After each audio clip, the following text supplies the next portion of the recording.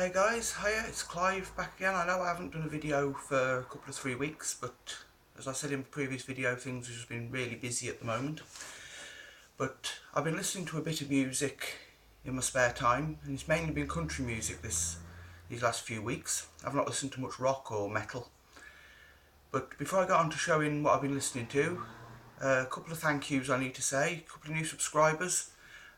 Jared, Backwoods Metal, and Tone in the Grooves have both recently subscribed to my channel, so thanks guys, appreciate it.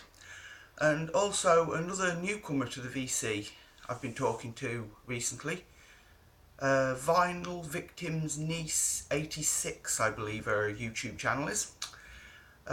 Like me, she's a newcomer to the VC and she's made quite a few videos, so she's also subscribed to my channel, so thanks very much for that. So pop on over, check out her channel and give her a like. She has shown some pretty cool stuff, what she's picked up. Right, that's the admin stuff over with. So now time to show some music. Like I said, most of what I've been listening to recently has been country music. So a couple of the records I'm going to show today, I think I've already shown a couple when I've picked them up. I've showed them in previous videos, but I've actually listened to the records now, and so starting off, I've been listening to quite a bit of Garth Brooks. Now, I'm not a big fan of Garth Brooks' more recent music, but his stuff from around the early 90s, late 80s, early 90s, I've got to admit I do love Garth Brooks in that period, and this is one of my favourite albums from that time, Rope in the Wind. 1991 this was released. And I've got to say, there's not really a bad song on this album, to be fair. I like them all. There's some I like more than others. I think if I had to pick my favourite songs off here, it'd probably be Cowboy Bill, the closing track is one of my favourites. Rodeo, Alabama Clay, but Garth Brooks in this time, at this time period, I don't think could really go wrong. He did some good country. And this was before he seemed to turn, in my opinion, he went to a lot of pop, mid-90s, late 90s sort of time. And that's when I started to lose interest, but early 90s. Another one of his albums I've been listening to recently, 1993 I believe he released this album. Yep, 93. In Pieces. So again, this is in the same time period when I think Garth Brooks was at his best. And there's one song on this album, I wouldn't say it's a bad song, but I could live without it, and that's the Red Strokes. But most of the other songs on here, I mean, you've got a couple of songs he's probably most famous for, Ain't Going Down Till the Sun Comes Up, Callin' Baton Rouge, American Honky Tonk Bar Association, and it's filled with other top class tunes as well. Another one I particularly like is The Night I Called the Old Man Out. Another good song. The closing song, the cowboy song. But like I said, the only song on here I think I could really live without, and that's the Red Strokes. But I'm not saying it's a bad song, it's just I think it's the weakest song on this album. But that's another one I've been listening to. Right, moving on to vinyl now. Merle Haggard, My Love Affair with Trains. I apologise about the glare off the window, but this is almost a story. Anyway, I don't know if any of you have listened to this album or got it, but he's pretty much from start to finish. He tells the story of the railroads in America and how they've shaped the history of America, and it's in a similar vein, I'd say, to Johnny Cash's album Ride This Train. But where Johnny Cash's album Ride This Train is more focusing on he's riding a train and telling the stories of areas he's travelling to, I'd say this is, Merle's actually singing more, every song is regarding a train or a railroad, his experiences with a train. But if you like Merle Haggard, I definitely advise you check this album out, because it is one of my favourites, and I think any Merle Haggard fan would enjoy listening to it as well. Another one I've been listening to, Bobby Bear. I picked up a few Bobby Bear records from my local record shop. I think they must come in as part of a collection. And I've really started getting into this guy. This one was released in... it doesn't say on the back of the sleeve. But I'm guessing possibly mid-70s. If any of you can tell me for sure, please drop a comment, let me know. But it's definitely one of my favourite albums of Bobby Bear. It's an American issue on RCA. No, I tell a lie, it's United Artists. But again, lots of pure country from the 70s where Bobby Bear was at his best. It was the Outlaws were singing Waylon Willie. I think Bobby Bear did fall into that category at some point with some of his songs. But on here we got Jesus Christ, What a Man, Just in Case a Night Like This Comes Again. One of my personal favourites on this album is City Boy Country Born. And there's some older tracks that he covers, Roses Are Red My Love, Lorena.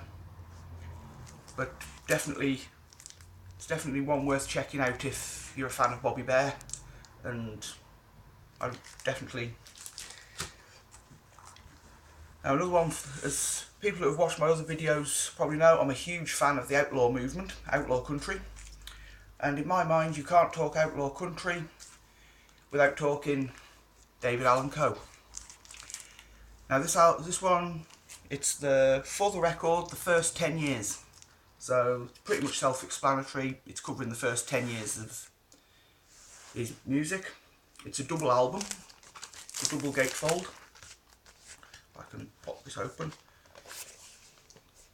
Got a good picture of him, and the liner notes there where he's thanking everybody for buying his albums, supporting him through his career.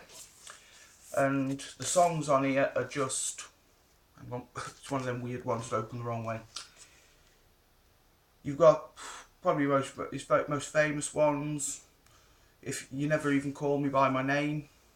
Other ones, Please Come to Boston, Long Haired Redneck, If That Ain't Country, Take This Job and Shove It, Willie, Waylon and Me. To be anybody that wants to get into who's never heard David Allan Coe before and they want to hear an album to get them into him, I definitely advise listen to this one, because pretty much every David Allan Coe song you'd want to hear is on this album. And it's, like I said, you can't talk outlaw country really. You've got Willie, Waylon, and he definitely falls in there.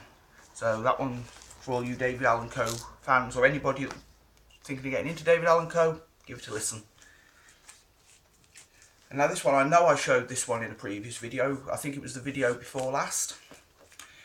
But I've listened to it a couple of times, and it's Johnny Cash's Water from the Wells of Home. Excuse the glare on it. And I've got to say, 1988 Mercury Records. But it's hit and miss. I wouldn't say it's a bad album, but for the people that like the traditional Johnny Cash from his late 50s, the early 60s, his Sun years, Columbia years, when he was I Walk the Line and Folsom Prison Blues, Hey Porter, if you like that like boom chicka boom sound, you're not going to find it on this album. And like I said, late 80s, it was when country music was playing around with all fancy synthesizers and stuff which just really didn't match the Johnny Cash sound. There are some I wouldn't say bad songs, but they're not ones I could get a grip on. I was talking to Headley, another fat bearded man talking about records. We were having a chat about this album a few days ago on Facebook, and we both agree that the one down song on it is New Moon Over Jamaica with Paul McCartney. We both agreed that's one song on here that we could live without. The opening track on side one is an updated version of Ballad of a Teenage Queen, and I've got to say I do prefer the original, but I prefer his original version because this has been, I don't know, synthesizers or what, but in my opinion they've spoilt it, and I prefer the original sound. But it's not all bad. One of the highlights on it is the duet with Emmylou Harris on the song As Long As I Live. There's also a second track on side 2, Sweeter Than the Flowers, where he sings again with Waylon Jennings and Emmylou Harris, which is one of the highlights of the record. There's other songs on here, a duet with Hank Williams Jr., That Old Wheel, John Carter Cash, Call Me The Breeze. But like I said, I definitely wouldn't say it's a bad album, but if you're a pure Johnny Cash fan and you want the boom chicka boom sound from the early days, you ain't going to be finding it on this album.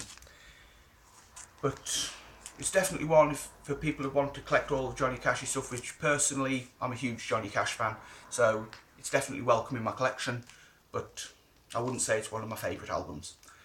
Right, that is all the album shown. Like I said, thanks again to Backwoods Metal and to Tone in the Grooves, Vinyl Victim's Niece 1986. Trying to get my tongue around her channel name. all for subscribing to my channel. Thanks very much, guys.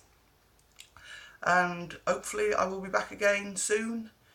Hopefully my next video will be a more rock and metal update. But like I said, I haven't been listening to much rock and metal recently, so there wasn't really much to show. I think about 3 albums, which wouldn't have made much of a video.